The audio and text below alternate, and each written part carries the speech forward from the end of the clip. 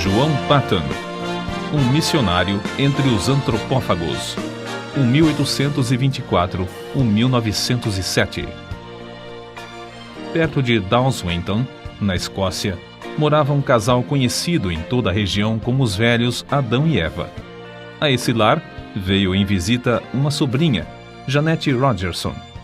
Supunha-se que não houvesse muita coisa na casa isolada dos velhos para distrair a jovem, sempre viva e alegre.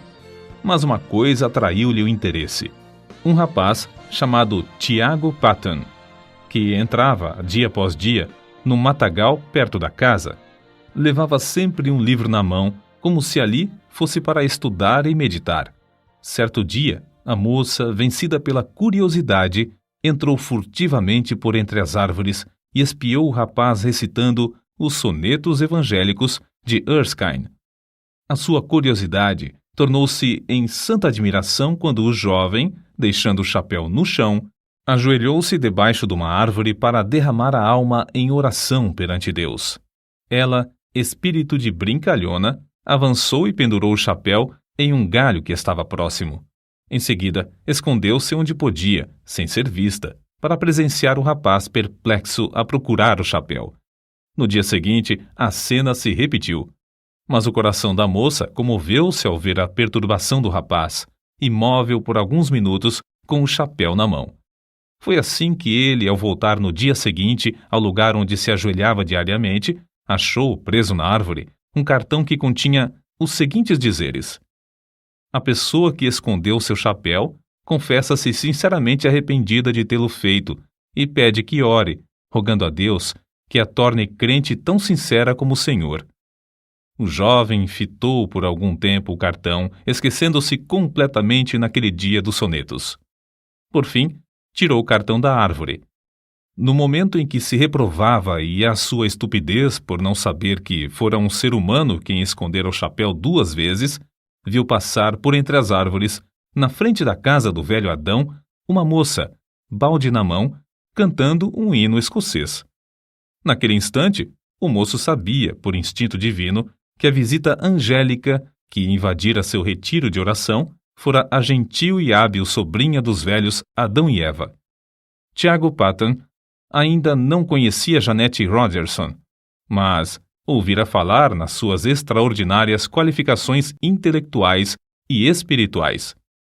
É provável que Tiago Patton começasse a orar pela jovem, mas num sentido diferente daquele que ela pedira. De qualquer forma, a moça furtara não somente o chapéu do rapaz, mas também o seu leal coração. Um furto que resultou, por fim, no casamento dos dois. Tiago Patton, fabricante de meias no condado de Dumfries, e sua esposa Jeanette andavam, como Zacarias e Isabel na antiguidade, irrepreensíveis perante o Senhor. Ao nascer-lhes o primogênito, deram-lhe o nome de João, dedicando-o solenemente a Deus, com oração, para ser missionário aos povos que não tinham oportunidade de conhecer a Cristo. Entre a casa própria em que morava a família dos Patton e a parte que servia de fábrica havia um pequeno aposento. Acerca desse quarto, John Patton escreveu: era o santuário de nossa humilde casa. Várias vezes ao dia, geralmente depois das refeições, o nosso pai entrava nesse quarto e, fechada a porta, orava. Nós, seus filhos, compreendíamos, como se fosse por instinto espiritual, que se derramavam orações por nós, como fazia na antiguidade o sumo sacerdote, quando entrava no Santo dos Santos em favor do povo. De vez em quando, se ouvia o eco de uma voz em tons de quem suplica pela vida. Passávamos pela porta nas pontinhas dos pés, de modo a não perturbar a santa e íntima conversação. O mundo lá fora não sabia de onde vinha o gozo que brilhava no rosto de nosso pai, mas nós, seus filhos, o sabíamos. Era um reflexo da presença divina, que era sempre uma realidade para ele na vida cotidiana. Nunca espero, quer num templo, quer nas serras, quer nos vales, sentir Deus mais perto, mais visível, andando e conversando mais intimamente com os homens do que naquela humilde casa coberta de palha. Se por uma catástrofe indizível tudo quanto pertence à religião fosse apagado da memória, Minha alma reverteria de novo ao tempo da minha mocidade. Ela fechar-se-ia naquele santuário, e ao ouvir novamente os ecos daquelas súplicas a Deus, lançaria para longe toda a dúvida com este grito vitorioso: meu pai andava com Deus, por que não posso eu também andar? Na autobiografia de João Paton, vê-se que as suas lutas diárias eram grandes, mas o que dizemos agora revela qual a força que operava para que ele sempre avançasse na obra de Deus. Antes, realizava-se culto doméstico na casa de meus avós somente aos domingos, mas meu pai convenceu primeiro a minha avó a orar, ler um trecho da Bíblia e cantar um hino diariamente, pela manhã e à noite. Depois, todos os membros da família seguiram esse costume. Foi assim que meu pai começou, aos 17 anos de idade, o bendito costume de fazer cultos matutinos e vespertinos em casa. Costume que observou, talvez sem uma única exceção, até se achar no leito de morte com 77 anos de idade. No último dia da sua vida, uma passagem das Escrituras foi lida e ouviu-se sua voz na oração. Nenhum dos filhos se recorda de um só dia que não fosse assim santificado. Muitas vezes havia pressa em atender a um negócio. Inúmeras vezes chegavam os amigos. Mas nada impedia que nos ajoelhássemos em redor do altar familiar enquanto o sumo sacerdote dirigia as nossas orações a Deus e se oferecia a si mesmo e a seus filhos ao mesmo Senhor. A luz de tal exemplo era uma bênção, tanto para o próximo como para a nossa família.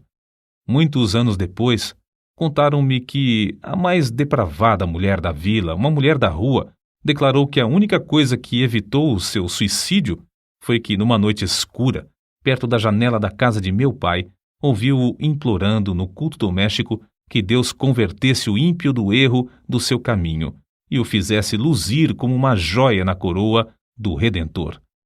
Vi, disse ela, como eu era um grande peso sobre o coração desse bom homem e sabia que Deus responderia à sua súplica. Foi por causa dessa certeza que não entrei no inferno e que achei o único Salvador. Por meio desse ocorrido, a mulher foi salva e transformada pela graça divina. Não é de admirar que, em tal ambiente, 3 dos 11 filhos de Tiago Paton, João, Walter e Tiago, fossem constrangidos a dar suas vidas à obra mais gloriosa, a de ganhar almas.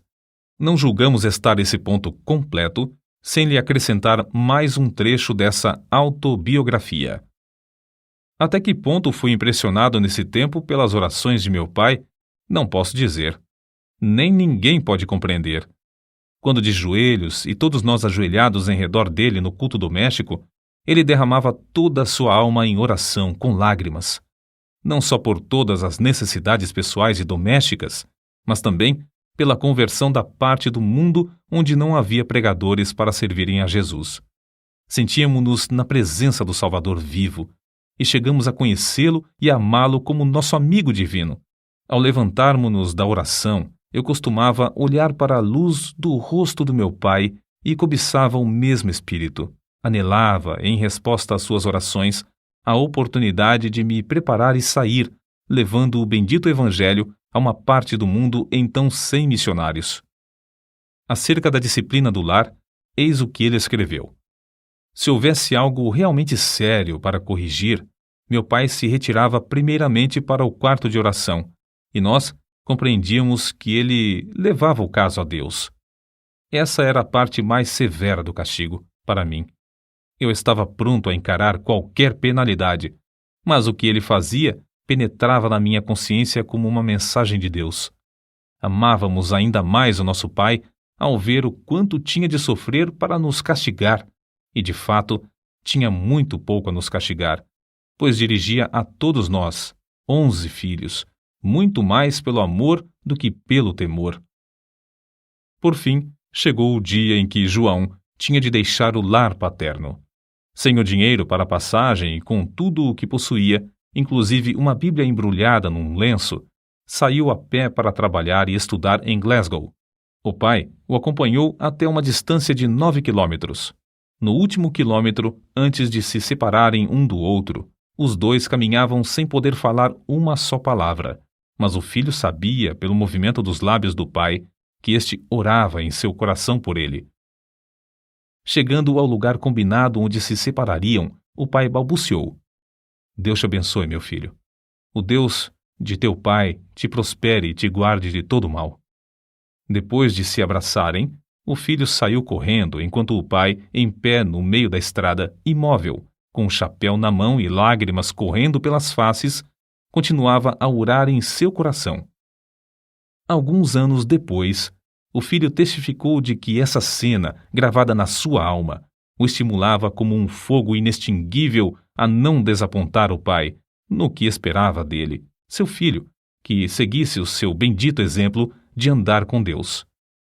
Durante os 3 anos de estudos em Glasgow, apesar de trabalhar com as próprias mãos para se sustentar, John Paton, no gozo do Espírito Santo, fez uma grande obra na seara do Senhor.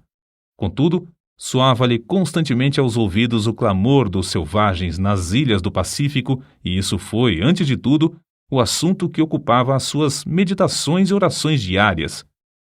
Havia outros para continuar a obra que fazia em Glasgow, mas quem desejava levar o evangelho a esses pobres bárbaros? Ao declarar sua resolução de trabalhar entre os canibais das Novas Hébridas, quase todos os membros da sua igreja se opuseram à sua saída. Um muito estimado irmão assim se exprimiu: entre os antropófagos, será comido por eles. A isso, John Paton respondeu: o irmão é muito mais velho que eu, breve será sepultado e comido por vermes. Declaro ao irmão que, se eu conseguir viver e morrer servindo ao Senhor Jesus e honrando o seu nome, não me importarei ser comido por antropófagos ou por vermes. No grande dia da ressurreição, o meu corpo se levantará tão belo como o seu, na semelhança do Redentor ressuscitado. De fato, as Novas Hébridas haviam sido batizadas com sangue de mártires. Os 2 missionários, William e Harris, enviados para evangelizar essas ilhas, poucos anos antes desse tempo, foram mortos a cacetadas, e seus cadáveres cozidos e comidos. Os pobres selvagens não sabiam que assassinavam seus amigos mais fiéis. Assim, os crentes em todos os lugares, ao receberem as notícias do martírio dos 2, oraram com lágrimas por esses povos. E Deus ouviu as súplicas, chamando, entre outros, a John Paton. Mas a oposição à sua saída era tal que ele resolveu escrever a seus pais e, pela resposta, veio a saber que eles o haviam dedicado para tal serviço no dia do seu nascimento. Desde esse momento, John Paton não mais duvidou da vontade de Deus e assentou no seu coração gastar a vida servindo aos indígenas das ilhas do Pacífico. O nosso herói conta muitas coisas de interesse acerca da longa viagem à vela para as Novas Hébridas. Quase no fim da viagem, quebrou-se o mastro do navio. As águas os levavam lentamente para Tana, uma ilha de antropófagos onde a bagagem teria sido saqueada e todos a bordo cozidos. Contudo, Deus ouviu suas súplicas e os fizeram alcançar uma outra ilha. Alguns meses depois, foram à mesma ilha de Tana, onde conseguiram comprar o terreno dos silvícolas e edificar uma casa. Comove o coração ler que construíram a casa sobre os mesmos alicerces lançados pelo missionário Turner 15 anos antes, o qual teve de fugir da ilha para escapar de ser morto e comido pelos selvagens. Acerca da sua primeira impressão sobre o povo, Paton escreveu: fui levado ao maior desespero. Ao vê-los na sua nudez e miséria, senti tanto horror como compaixão. Eu tinha deixado a obra entre os amados irmãos em Glasgow, obra em que sentia muito gozo para dedicar-me a criaturas tão degeneradas. Perguntei-me a mim mesmo: é possível ensiná-las a distinguir entre o bem e o mal e levá-las a Cristo ou mesmo a civilizá-las? Mas tudo isso eram apenas sentimentos passageiros. Logo senti um desejo tão profundo de levá-los ao conhecimento e amor de Jesus como jamais sentira quando trabalhava em Glasgow. Antes de completar a casa em que o casal Paton iria morar, houve uma batalha entre 2 tribos. As mulheres e crianças fugiram para a praia, onde conversavam e riam ruidosamente, como se seus pais e irmãos estivessem ocupados em algum trabalho pacífico. Mas, enquanto os selvagens gritavam e se empenhavam em conflitos sangrentos, os missionários entregavam-se à oração por eles. Os cadáveres dos mortos foram levados pelos vencedores a uma fonte de água fervente, onde foram cozidos e comidos. À noite ainda se ouvia pranto e gritos prolongados nas vilas em redor. Os missionários foram informados de que um guerreiro, ferido na batalha, acabara de morrer em casa. A sua viúva foi estrangulada imediatamente, conforme o costume, para que o seu espírito acompanhasse o do marido e lhe continuasse a servir de escrava. Os missionários, então, nesse ambiente da mais repugnante superstição, da mais baixa crueldade e da mais flagrante imoralidade, esforçavam-se para aprender a usar todas as palavras possíveis desse povo que não conhecia a escrita. Anelavam falar de Jesus e do amor de Deus a esses seres que adoravam árvores, pedras, fontes, riachos, insetos, espíritos dos homens falecidos, relíquias de cabelos e unhas, astros, vulcões, etc. A esposa de Patton era uma ajudadora esforçada e, dentro de poucas semanas, reuniu 8 mulheres da ilha a quem instruía diariamente. 3 meses depois da chegada dos missionários à ilha, a esposa de Patton faleceu de malária e 1 mês depois, o filhinho também morreu. Quem pode avaliar as saudades de Patton durante os anos que trabalhou sem ajudadora em Tana? Apesar de quase haver morrido também da mesma enfermidade, de os crentes insistirem para que voltasse à sua terra e de os indígenas fazerem plano após plano de matá-lo, esse herói permaneceu orando e trabalhando fielmente no posto onde Deus o colocara. Um templo foi construído e um bom número se congregava para ouvir a mensagem divina. Patton não somente conseguiu reduzir a língua dos tanianos à forma escrita, mas também traduziu uma parte das escrituras, a qual imprimiu apesar de não conhecer a arte tipográfica. Acerca da gloriosa façanha de imprimir o livro em taniano, assim escreveu: Confesso que gritei de alegria quando a primeira folha saiu do prelo, tendo todas as páginas na ordem própria. Era 1h da madrugada, eu era o único homem branco na ilha, e havia horas em que todos os nativos dormiam. Contudo, atirei ao ar o chapéu e dancei como um menino por algum tempo ao redor do prelo. Terei eu perdido a razão? Não devia, como missionário, estar de joelhos louvando a Deus por mais esta prova de sua graça? Crede, amigos, o meu culto foi tão sincero como o de Davi, quando dançou diante da arca do seu Deus.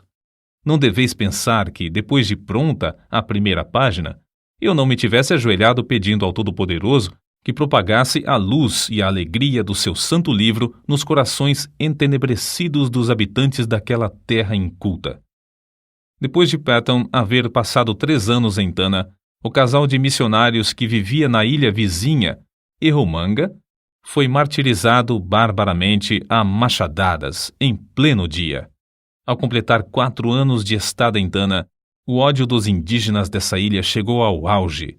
Diversas tribos combinaram matar o indefeso missionário e findar, assim, com a religião do Deus de amor em toda a ilha.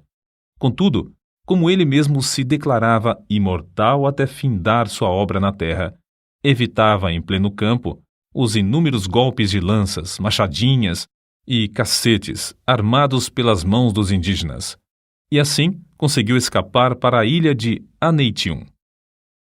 Planejou então ocupar-se na obra de tradução do resto dos evangelhos na língua taniana, enquanto esperava a oportunidade de voltar a Tana. Porém, sentiu-se dirigido a aceitar a chamada para ir à Austrália. Em poucos meses, animou as igrejas ali a comprarem um navio à vela para servir aos missionários. Despertou-as também a contribuírem liberalmente e a enviarem mais missionários a evangelizar todas as ilhas. Acerca da sua viagem à Escócia, depois de alguns anos nas Novas Hébridas, ele escreveu: Fui de trem a Dumfries e lá achei condução para o querido lar paterno, onde fui acolhido com muitas lágrimas. Havia somente 5 curtíssimos anos que saíra desse santuário com a minha jovem esposa, e agora, ai de mim! Mãe e filhinho jazem no túmulo, em Tana, nos braços um do outro, até o dia da ressurreição. Não foi com menos gozo, apesar de sentir-me angustiado, que, poucos dias depois, encontrei-me com os pais da minha querida falecida esposa. Antes de deixar a Escócia para a nova viagem, Patton casou-se com a irmã de outro missionário. Chamada por Deus a trabalhar entre os povos mergulhados nas trevas das Novas Hébridas, ela serviu como fiel companheira de seu marido por muitos anos. Meu último ato na Escócia foi ajoelhar-me no lar paterno durante o culto doméstico, enquanto meu venerando pai, como sacerdote, de cabelos brancos, nos entregava uma vez mais aos cuidados e proteção de Deus, Senhor das famílias de Israel. Eu tinha por certo, quando nos levantamos da oração e nos despedimos uns dos outros, que não nos encontraríamos com eles antes do dia da ressurreição. Porém, ele e minha querida mãe, com corações alegres, nos ofertaram de novo ao Senhor para o serviço entre os silvícolas.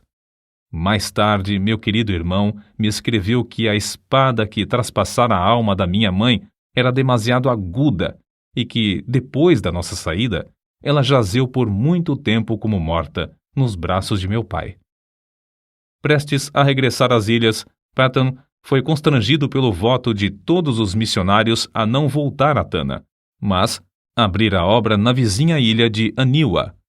Dessa forma, tinha de aprender outra língua e começar tudo de novo. Na tarefa de preparar o terreno para a construção da casa em seu novo habitat, Patton ajuntou 2 cestos de ossos humanos de vítimas comidas pelo povo da ilha. Quando essas pobres criaturas começavam a usar um pedacinho de chita ou um saiote, era sinal exterior de uma transformação, apesar de estarem longe da civilização. E quando começavam a olhar para cima e a orar àquele a quem chamavam de Pai, nosso Pai, meu coração se derretia em lágrimas de gozo, e sei, por certo, que havia um coração divino nos céus que se regozijava também. Contudo, como em Tana, Patton considerava-se imortal até completar a obra que lhe fora designada por Deus. Inúmeras vezes evitou a morte agarrando a arma levantada pelos selvagens contra ele, a fim de o matarem.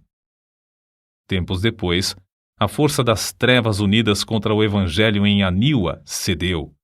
Isso data do tempo em que cavou um poço na ilha. Para os indígenas, a água de coco para satisfazer a sede era suficiente, porque se banhavam no mar e usavam pouco a água para cozinhar, e nenhuma para lavar a roupa. Mas para os missionários, a falta de água doce era o maior sacrifício. Por isso, Patton resolveu cavar um poço. No início, os indígenas auxiliavam-no na obra, apesar de considerarem o plano do deus de Misse dar chuva de baixo uma concepção nada lúcida. Mas depois, amedrontados pela profundeza da cavidade, deixaram o missionário a cavar sozinho, dia após dia, enquanto contemplavam de longe, dizendo uns aos outros: quem jamais ouviu falar em chuva que vem de baixo? Pobre Misse, coitado! Quando o missionário insistia em dizer que o abastecimento de água em muitos países vinha de poços, eles respondiam: é assim que se dá com os doidos. Ninguém pode desviá-los de suas ideias loucas. Depois de longos dias de labor enfadonho, Patton alcançou terra úmida. Confiava em Deus para obter água doce, em resposta às suas orações. Contudo, nessa altura, ao meditar sobre o efeito que causaria entre o povo o fato de encontrar água salgada, sentia-se quase que tomado de horror. Sentia-me, escreveu ele, tão comovido que fiquei molhado de suor e tremia-me todo o corpo, quando a água começou a borbulhar de baixo e a encher o poço. Tomei um pouco de água na mão, levei-a à boca para prová-la. Era água potável, era a água viva do poço de Jeová. Os chefes indígenas, com seus homens, a tudo assistiam.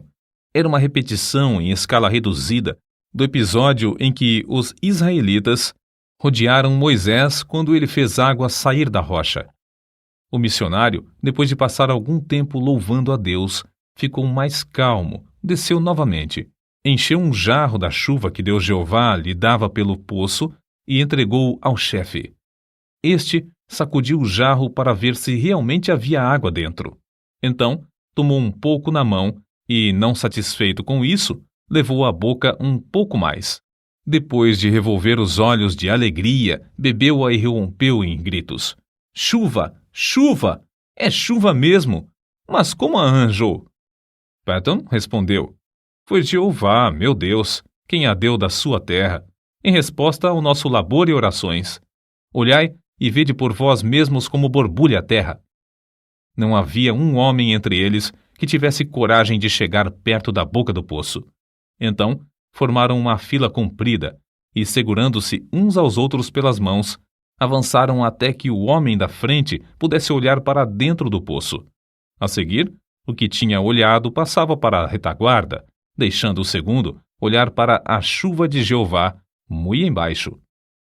Depois de todos olharem um por um, o chefe dirigiu-se a Patton e disse: Missy, a obra de seu Deus Jeová é admirável, é maravilhosa.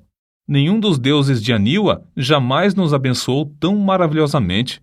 Mas, Missy, ele continuará para sempre a dar chuva por essa forma ou acontecerá como a chuva das nuvens?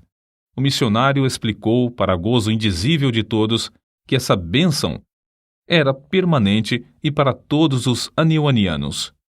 Durante os anos que se seguiram, os nativos experimentaram cavar poços em 6 ou 7 dos lugares mais prováveis, perto de várias vilas. Todas as vezes que o fizeram, ou encontraram pederneira, ou o poço dava água salgada. Diziam entre si: sabemos cavar, mas não sabemos orar como Missy, e, portanto, Jeová não nos dá chuva de baixo. Num domingo, depois que Patton alcançou a água do poço, o chefe Namakei convocou o povo da ilha. Fazendo seus gestos com a machadinha na mão, dirigiu-se aos ouvintes da seguinte maneira: Amigos de Namakei, todos os poderes do mundo não podiam obrigar-nos a crer que fosse possível receber chuva das entranhas da terra, se não a tivéssemos visto com os próprios olhos e provado com a boca. Desde já, meu povo, devo adorar ao Deus que nos abriu o poço e nos dá chuva de baixo. Os deuses de Aniwa não podem socorrer-nos como o Deus de Missy. Para todos sempre, sou um seguidor de Deus Jeová. Todos vós que quiserdes fazer o mesmo, tomai os ídolos de Aniwa, os deuses que nossos pais temiam, e lançai-os aos pés de Missy. Vamos a Missy para ele nos ensinar como devemos servir a Jeová, que enviou seu filho Jesus para morrer por nós e nos levar aos céus. Durante os dias que se seguiram, grupo após grupo dos silvícolas, alguns com lágrimas e soluços, outros aos gritos de louvor a Jeová, levaram seus ídolos de pau e pedra perante o missionário. Reunidos em montes, os ídolos de pau foram queimados, os de pedra enterrados em covas de 4 a 5 metros de profundidade, e alguns, de maior superstição, foram lançados no fundo do mar, longe da terra. Um dos primeiros passos da vida cotidiana da ilha, depois da destruição dos ídolos, foi a invocação da bênção do Senhor às refeições.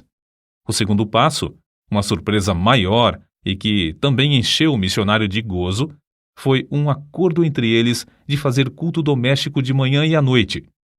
Sem dúvida, esses cultos eram misturados por algum tempo com muitas das superstições do paganismo.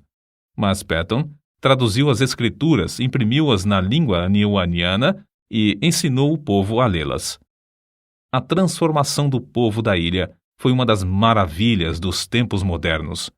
Como arde o coração ao ouvir acerca da ternura que o missionário sentia para com esses amados filhos na fé, e do carinho com que esses, outrora cruéis selvagens que comiam carne humana, mostravam para com o missionário. Que o nosso coração arda também para ver a mesma transformação dos milhares de indígenas no interior de nosso querido Brasil. Patton descreveu a primeira ceia do Senhor com as seguintes palavras: ao colocar o pão e o vinho nas mãos, outrora manchadas do sangue da antropofagia, agora estendidas para receber e participar dos emblemas do amor do Redentor, antecipei o gozo da glória até o ponto de o coração não suportar mais. É-me impossível experimentar delícia maior antes de eu poder fitar o rosto glorificado do próprio Senhor Jesus Cristo. Deus não somente concedeu ao nosso herói o indizível gozo de ver os anionianos evangelizando as ilhas vizinhas, mas também de ver seu próprio filho, Frank Patton, e esposa, morando na ilha de Tanna e dando prosseguimento à obra que ele começara com maior sacrifício. Foi com a idade de 83 anos que João G. Patton ouviu a voz de seu precioso Jesus chamando-o para o lar eterno. Quão grande o seu gozo, não somente ao reunir-se aos seus queridos filhos das ilhas do sul do Pacífico que entraram no céu antes dele, mas também saudar com um bem-vindo os demais quando chegarem ali, um por um.